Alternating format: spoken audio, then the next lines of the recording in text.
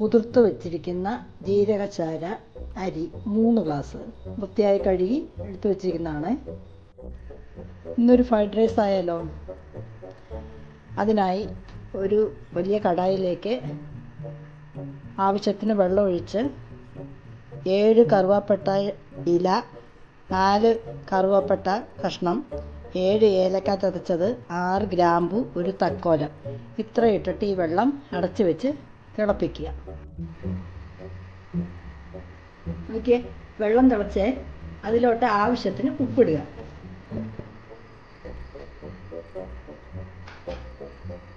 അല്പം വെജിറ്റബിൾ ഓയിലും കൂടെ ഒഴിക്കുക.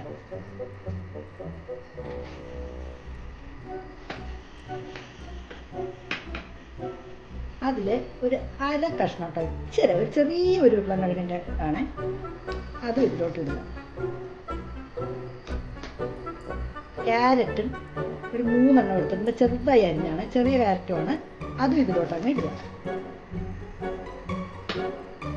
പിന്നെ നമ്മൾ വൃത്തിയാക്കി വെച്ചിരിക്കുന്ന അരി ഉണ്ടല്ലോ, ഇത് ഇതിലോട്ടിടുക.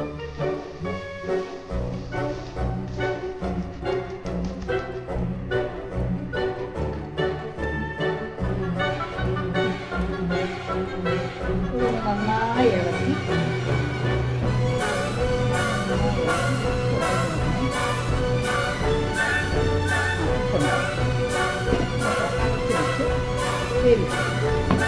പെട്ടെന്ന് വേവും കേട്ടോ.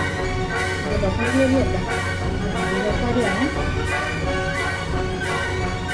അരി എന്തായാലും നോക്കാം, വേഗം വേവ് അല്പം കൂടെ ചേർക്കണേ.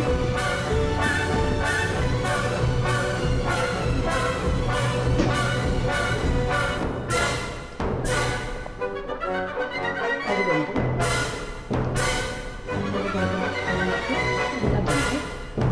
ഇതൊരു പാത്രത്തിലേക്ക് മാറ്റാം.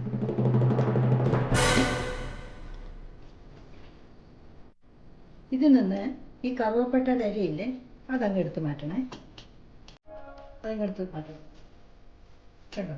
ചോറ് നല്ല 3/4 വേവായി കേട്ടോ.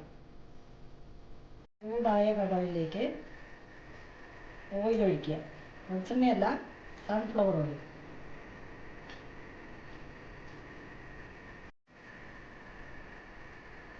ഇതിലേക്ക് ഒരു സവോള കനം കുറഞ്ഞരിഞ്ഞത്, ഇത് ഒഴിച്ചിട്ട് വറുത്ത് കോരാനുള്ളതാണ്.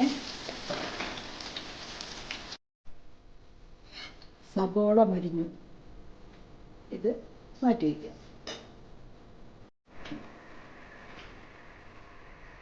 ഇതിലേക്ക് അണ്ടിപ്പരിപ്പും വറുത്ത് കോരുക.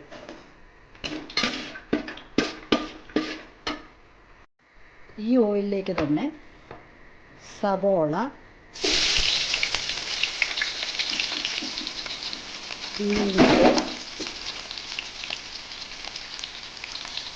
ഇട്ട് മൊരിക്കുക. ഇച്ചിരി ഉപ്പ് ഇടണേ, ഇതിന് വേണ്ടുന്ന ഉപ്പ്.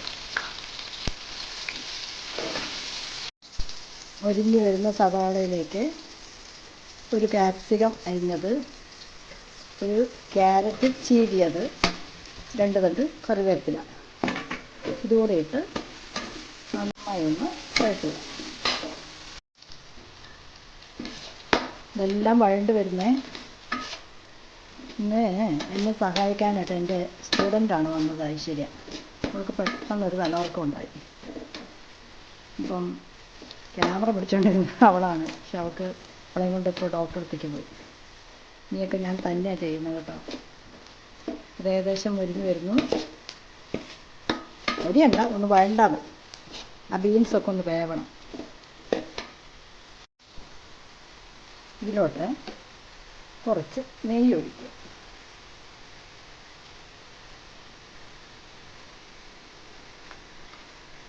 വഴിച്ചിട്ട് സോയാ സോസ് കുറച്ച് മതി. എല്ലാം കൂടെ ഒന്ന് ഇളക്കുക. ഇതിലോട്ട് ഇച്ചിരി കുരുമുളക് പൊടി ചേർത്ത് നന്നായി ഇളക്കുക. വറുത്ത് കോരി വെച്ചിരിക്കുന്ന ഇതിലോട്ട് റൈസ് ഇട്ട് സെറ്റ് ചെയ്യാം. ആദ്യത്തെ ലെയർ ഇട്ടേ, ഞാൻ ഇതിൻ്റെ മുകളിലോട്ട് ഈ വറുത്ത് കോരി വെച്ചിരിക്കുന്നതെല്ലാം ഇടുക. ഇതിന്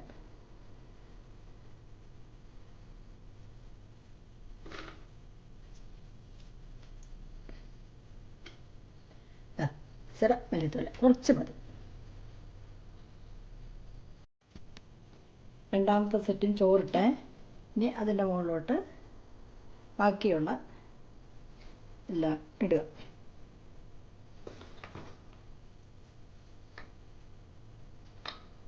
അണ്ടിപ്പരിപ്പ്, സവോള വറുത്തത്,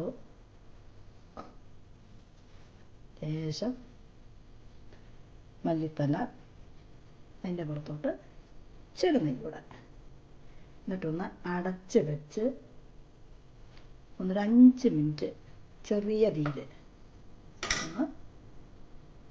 ഒന്ന് ആവിയേറ്റുക. എളുപ്പത്തിലൊരു ഫ്രൈഡ് റൈസ് റെഡിയായി. പക്ഷേ എനിക്കൊരു സമാധാനമില്ല, ഒരു കൊച്ചിനെ കൂടെ ആക്കി പോയിരിക്കുന്ന അവളുടെ ഒരു വിവരം അറിഞ്ഞില്ല. ഒന്ന് ഞാൻ അവളെ വിളിക്കട്ടെ.